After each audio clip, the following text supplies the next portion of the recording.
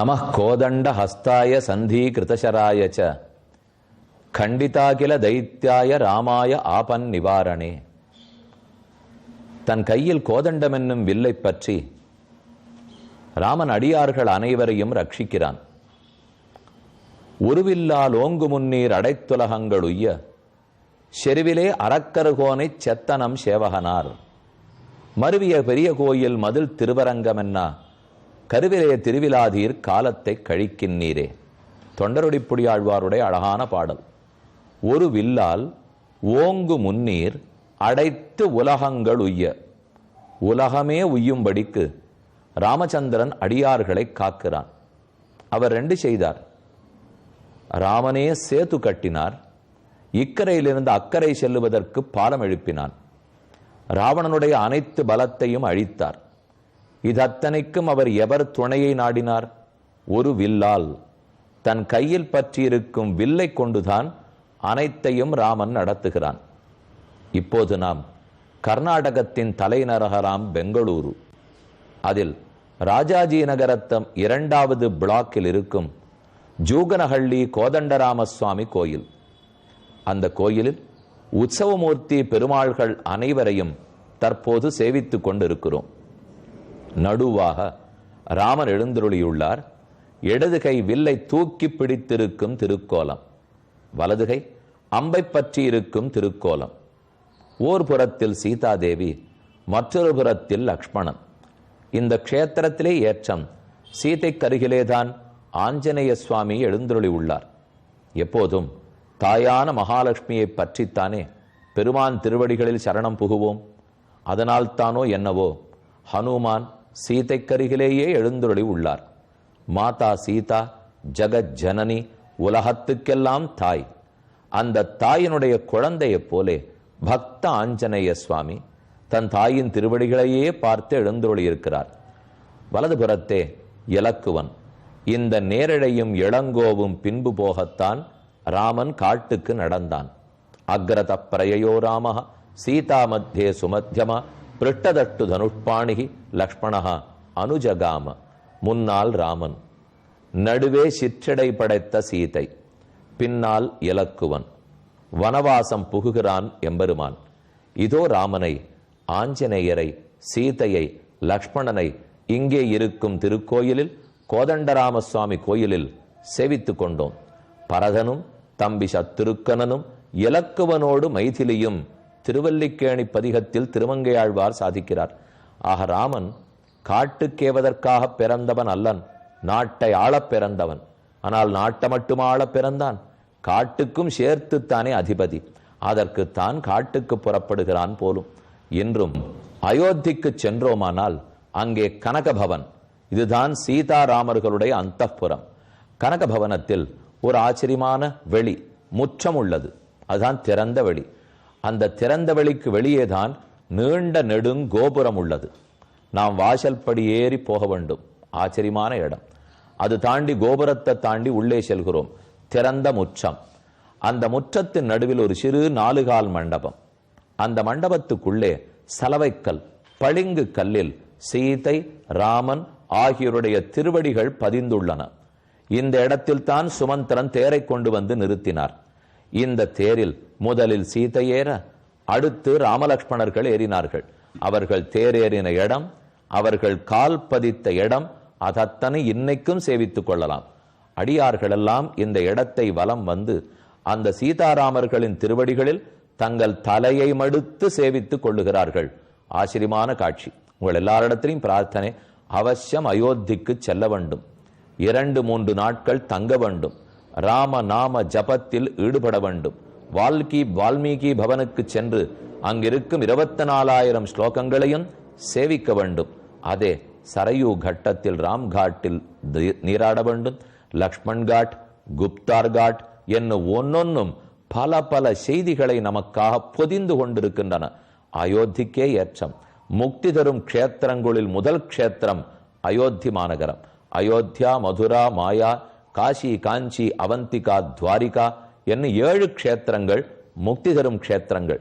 அயோத்திக்கு போய் கனகபவனை வணங்கி அங்கிருக்கும் 4 கால் மண்டபத்துக்குள்ளே ராமன் தேரேனின போது பதித்த திருவடிகள், அவற்றை சேவித்துக் கொள்ளுகிறோம். இந்த பாக்கியத்தோட அடுத்து சர்க்கத்தை அடையலாம். 39வது சர்க்கத்தில் உள்ளோம்.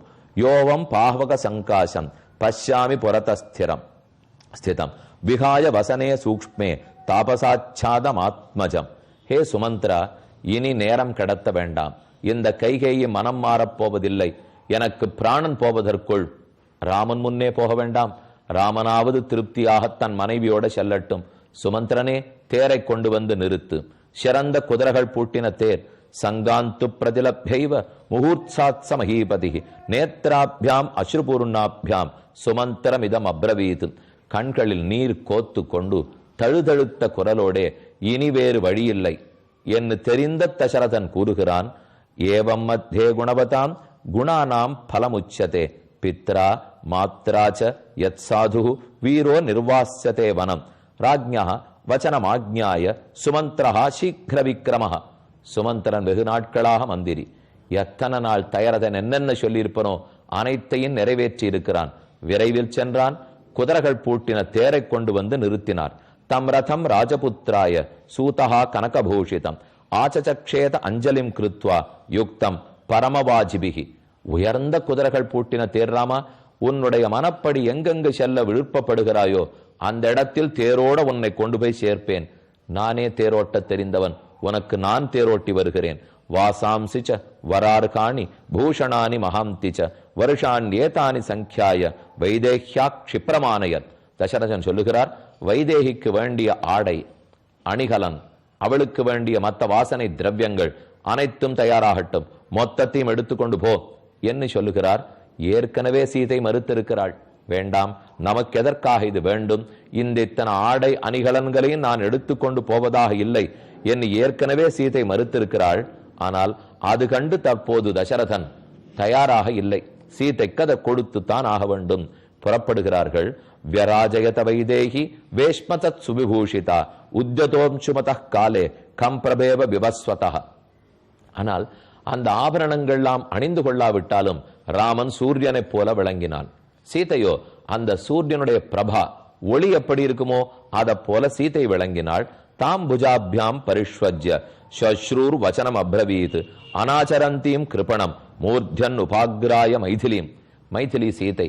சீதையை தன் தோளோட கௌசல்யை அணைத்துக் கொள்ளுகிறார். இப்பேற்பட்ட நாட்டு பெண் மருமகள் கிடைக்க என்ன பாக்கியம் பண்ணிருக்கணும். ஆனா அவளோடு கூட இருக்க முடியாமல் போய் அனுப்பி வைக்கிறோமே என்று கௌசல்யை மிகவும் வருத்தப்பட்டாள்.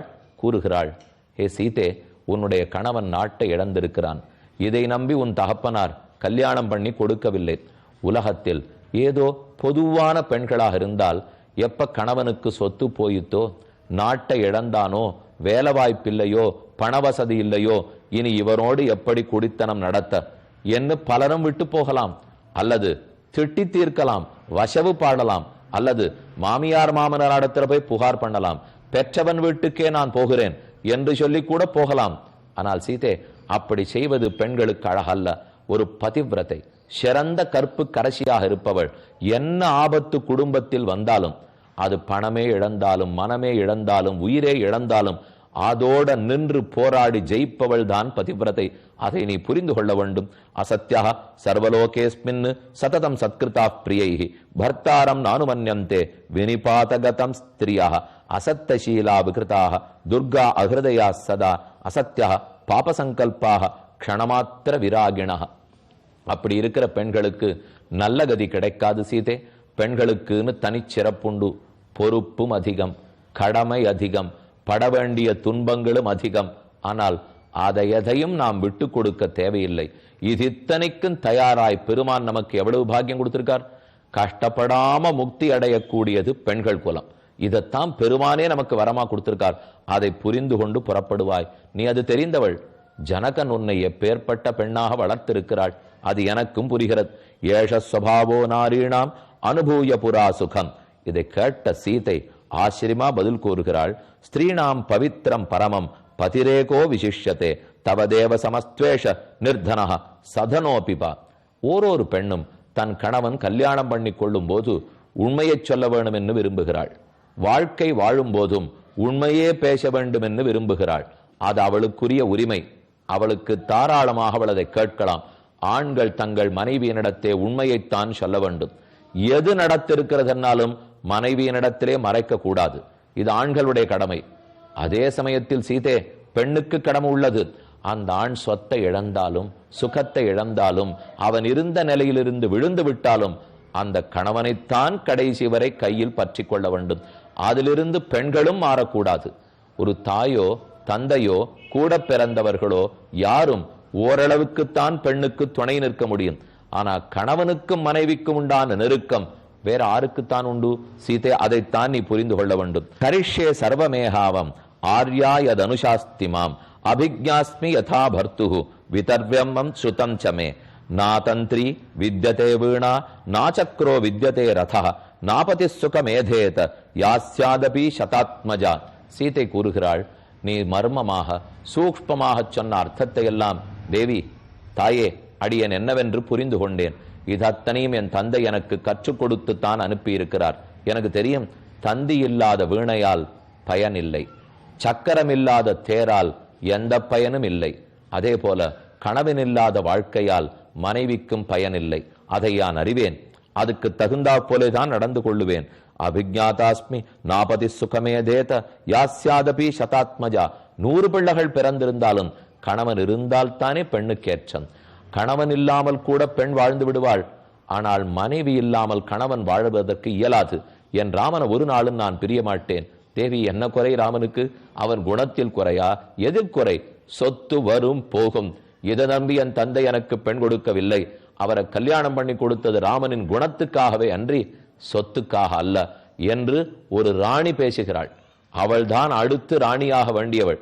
ஆனா அந்த சொத்தை ஒரு துளியும் மதிக்காமல் ராமனின் குணமே சிறந்ததென்னு பேசணும்னால் அது சீதைக்கே உண்டான பெருமை. மேலும் சாகமேவங்கதா சிரேஷ்டா ஸ்ருத தர்ம பராபரா ஆர்யேக்கிம் அவன்யேயம் ஸ்திரியா பர்த்தாகி தெய்வதம் அம்ப மாதுக்கிதா பூத்வா பஷ்யஸ்துவம் பிதரம் மம க்ஷயோபி வனவாசஸ்ய க்ஷிப்ரமேவ பவிஷ்யதி. மேலும் ராமன் தாயினிடத்தில் கைகூப்பி விடை பெற்றுக் கொள்ளுகிறான். சுப்தாயாஸ்தே கமிஷ்யந்தி நவவருஷாணி பஞ்சச. நீ தூங்கி கொண்டிருக்கும் போது 14 ஆண்டுகள் ஓடும். நான் திரும்பி பார்ப்பதற்குள் 14 ஆண்டுகள் ஓடும். வருத்தப்படாதே. தாஷ்சாபித சதைவார்த்தா மாதுர் தசரதாத்மஜா தர்மயுக்தம் இதம் வாக்கியம் நிஜகாத கிருதாஞ்சலி. அப்போது பக்கத்தில் இருக்கும் அனைவரையும் பார்த்து ராமன் கைகூப்புகிறான். உங்களிடத்தில் இருக்கிற அன்பாலே, அறியாத்தனத்தாலே, சிறுபிள்ளைத்தனத்தாலே நான் எத்தனையோ தவறுகள் குற்றங்கள் புரிந்திருக்கலாம். அந்த அபராதத்தை எல்லாம் மன்னித்தருள வேண்டும். எப்போதும் பெரியோர்களுடைய வழக்கம் இது. தாங்கள் இருக்கிற பதவியாலோ பட்டத்தாலோ பணத்தாலோ சில பேரை நாம தப்பா நடத்திருக்கலாம். நாம ஒரு இடத்திலேருந்து புறப்பட்டு போறோம்னா அவர்கள் அனைவரிடத்திலும் மன்னிப்பு வேண்ட வேண்டும். ராமன் கேட்கிறான், சம்பாசாத் பருஷம் கிஞ்சித் அஜ்ஞானாதபி யத்கிருதம் தன்மே சமுபஜானீத சர்வாசிரமாந்திரயாமிவா. நாம் என்னென்னமோ தப்பு பண்ணிருக்கலாம், அனைத்தையும் மன்னித்து நீர்தான் அருள வேண்டும். சுஷ்ருஸ்தாக ஸ்திரிய சர்வாக சோபோகத சேதசா ஜக்ஞேத தாசாம் சன்னாதா கிரௌஞ்சீனாமிவ நிஸ்வனஹ. பக்கத்தில் இருந்த பெண்கள் எல்லாம் அழத் தொடங்கினார்கள். முரஜ பணவ மேககோஷ. முரஜம் பணவம் மேகம் முதலான வாத்தியங்கள் எல்லாம் முழங்க, அந்த வாத்தியங்கள் நல்முழக்கமாக இல்லை, ராமன் பிரிகிறானே என்கிற வருத்தத்தோட முழங்க. ததபூத் சுதுக்கித்தம். அனைத்து ஒலிகளையும் தாண்டி பெருமான் புறப்படுகிறான். கிளம்பி நேரே காடு நோக்கி செல்லுகிறான். பார்ப்போம். ஓர் அறிவிப்பு.